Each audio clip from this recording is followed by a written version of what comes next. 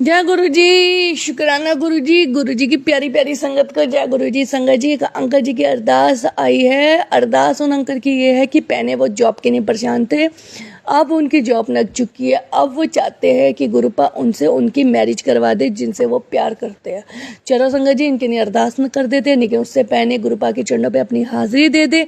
मंत्र जाप करने, कमेंट में जय गुरु जी लिखने और हर हर महादेव लिखे बिना तो बिल्कुल भी मत जाना। संगत जी, इन अंकल की अरदास है और मैं चाहती हूँ आप सब उसमें साथ दे। आप गुरुपा से कहे इनकी लव मैरिज जिससे ये चाहते हैं वो हो जाए। साथ ही साथ संगत जी, आज मैं आपको इसी के बारे में कुछ बताना चाहती हूँ। अपनी समस्त संगत को कुछ मैसेज देना चाहती हूँ। आप चाहे इसे ब्लेसिंग समझो, गुरुपा का आदेश समझो, पर उससे जैसे भी है आपने अपने जीवन में उतारना ही है। तो सुनने से पहले फटाफट कमेंट में शुक्राना कर दे। संगत जी, अक्सर ये देखा जाता है कि लोग कहते हैं कि हमारी नम मैरिज हो जाए, अरदास कर दो, गुरुपा के आगे ये कर दो, सब कुछ हो जाए।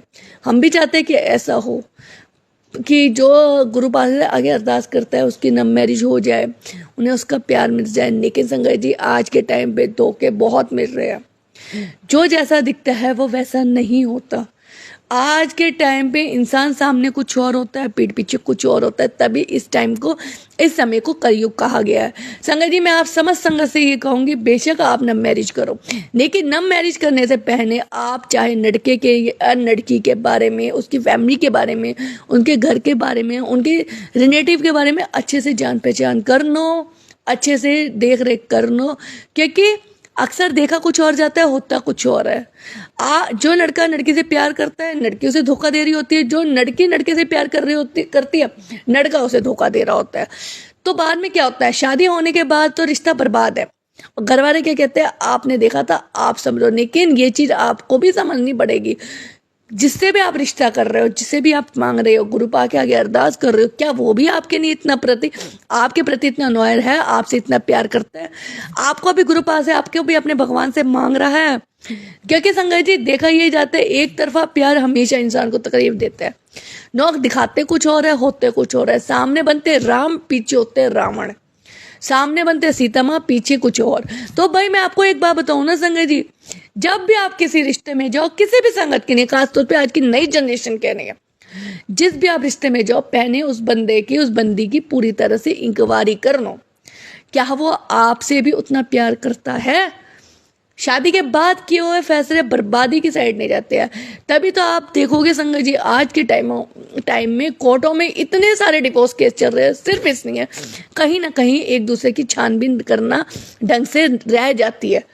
हम ये देखने थे, लड़का कमाता है अच्छा, लड़की कमाती है अच्छा, चलो भाई रिश्ता अच्छा है, कमा रहे हैं दोनों अपना गुजारा करने के। लेकिन हम ये नहीं देखते कि लड़का कैसा है, उसकी फैमिली कैसी है, उसका पीछे का बैकग्राउंड कैसा है।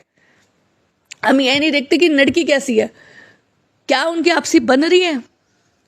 आपके सामने स्टार्टिंग में तो भाई बहुत अच्छे, अच्छा आपको प्यार करते हैं, ये करते हैं, वो करते हैं, फोनों में मैसेज आएंगे, लेकिन ये चेक नहीं करते कि क्या वो फोन में आपके अलावा भी किसी से बात कर रहे हैं। बाद में ये चीजें ना संगत जी रिश्ता खराब कर देती है।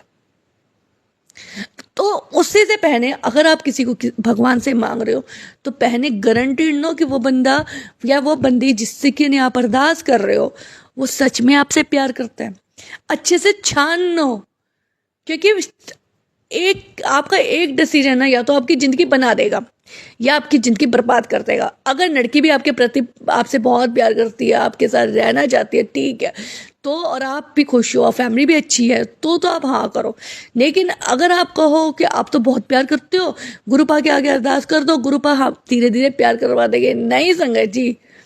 गुरुपा ने भी अपने वचनों में कहा है, जो रिश्ता दोनों की सहमति से बना हो, जिसमें प्यार हो, सम्मान हो, भाई एक दूसरे के प्रति आदर हो, चलो एक दूसरे से चाहे झगड़ते हो और एक दूसरे से लड़ते हो, फिर भी एक साथ हो, वो रिश्ता तो फिर भी माना जाएगा। लेकिन जिसमें कुछ भी नहीं है, जो एक तो इंसान दिन प्रतिदिन प्यार में दुआएं करी जा रहा है, दूसरा दूसरे के साथ लगा हुआ है, किसी तीसरे के साथ लगा हुआ है, वो रिश्ता बोझ बन जाता है। अब आप लोग डिसीजन लो कि बोझ वाला रिश्ता जीना चाहते हो या फिर वो रिश्ता जिसमें प्यार हो। क्योंकि संगत जी, कहने को आसान होता है कि हाँ भाई शादी के बाद तो एक समझौते के तौर पे रहना ही पड़ता है। लड़का लड़की इसलिए समझौता करने थे कि भाई उनके बच्चे हैं, वो बेकार हो जाएंगे, उनकी जिंदगी खराब हो जाएगी। लेकिन शादी से पहले आप लोग ढंग से इंक्वायरी कर सकते हो, तो आपके पास टाइम होता है। पागलपन में मत हो जाना कि हम तो इसे प्यार करते हैं, चाहे जैसा भी है हमें शादी करनी है, इस पागलपन में मत जाना। क्योंकि गुरुपा ने भी कहा है, जिस रिश्ते में एक बार दरार पड़ गई वो रिश्ता बर्बादी की ओर है। और अक्सर ये देखा जाता है, जो रिश्ता पहले तो लोग प्यार के गाने गाते हैं, लेकिन बाद में वही किसी और की कान की सुनी सुनाई बातों में आके रिश्ते बर्बाद कर देते हैं। और वो रिश्ते बर्बाद करने वाले भी ना उनके रिलेटिव ही होते हैं। इसलिए पहले आप ढंग से इंक्वायरी करो, ये देखो कि कहीं उनके रिलेटिव हद से ज़्यादा घर में तो नहीं घुस रहे। मामा मामी बच्चे फलाना ढिंगाना, ये लोग सबसे ज़्यादा इंटरफेयर करते हैं। इन लोगों से सबसे पहले काटो, इंक्वायरी करो कि घर की बातें इधर से उधर तो नहीं हो रही, क्योंकि बाद में होगा कुछ नहीं। जिनका रिश्ता जो अभी भगवान से एक दूसरे को मांग रहे हैं ना, बाद में वही एक दूसरे को कोस रहे होंगे। इसीलिए जितनी भी समझ संगत है, किसी भी रिश्ते में जाओ तो पहले उसकी इंक्वायरी कर लो।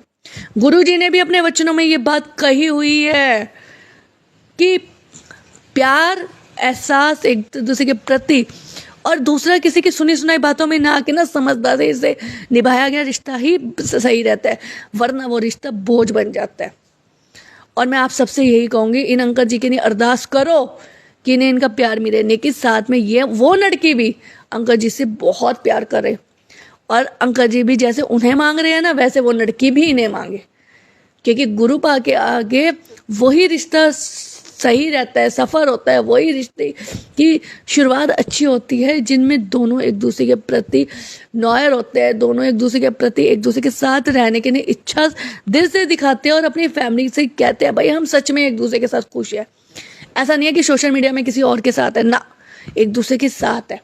और आज अंकल जी के लिए अरदास करो। और बाकी समझ संगत को जो मैंने मैसेज इनडायरेक्ट वे में दिया है ना, समझने वाली संगत समझ गई होगी, तो अंकल जी के लिए अरदास जरूर